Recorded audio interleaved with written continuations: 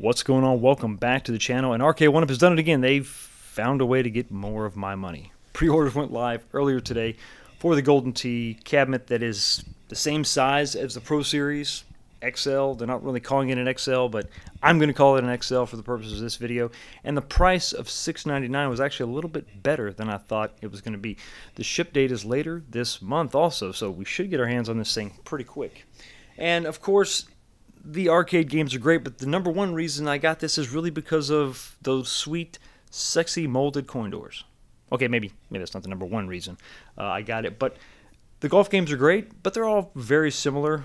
But there are some other games that are going to be included on this that I want to take a look at and give you my thoughts on. So bowling is just a game that I enjoy in real life, in digital form. It's always one of those apps I have to download on my phone or my tablet. It's just something that I enjoy playing digitally. Swiping your finger on the screen just makes sense, right?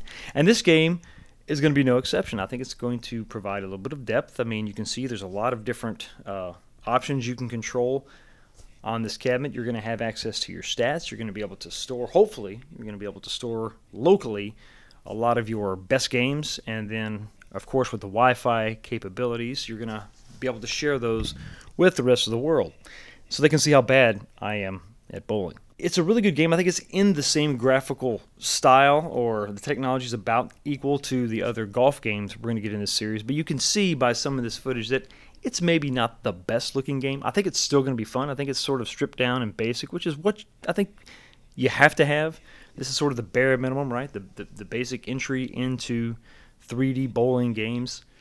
But there's another game that was rumored to eventually be on this cabinet that was nixed, and it was going to happen, and then it wasn't going to happen.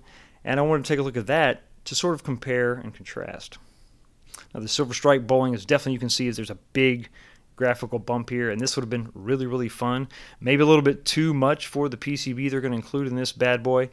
But nonetheless, this would have really, really been good. I think it's probably going to get its own cabinet somewhere down the line if they're able to lock up that licensing. But if nothing else, I think what we're getting with World Class is definitely going to be something that I'm going to enjoy. And a game that I don't know that I'm really excited about, but I'm curious to see what this game is going to provide as far as the fun factor. It's sort of the similar game mechanic, obviously, with the ball.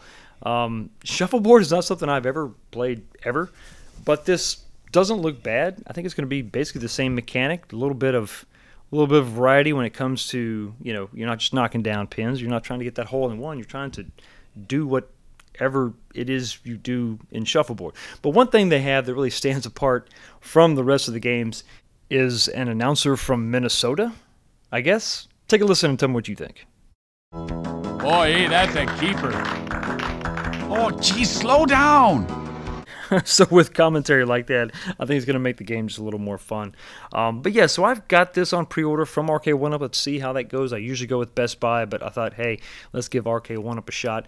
But I'm really interested in the cabinet, not just the games. How does it go together? Of course, on my reviews, I will show you everything on the inside, kind of behind the scenes.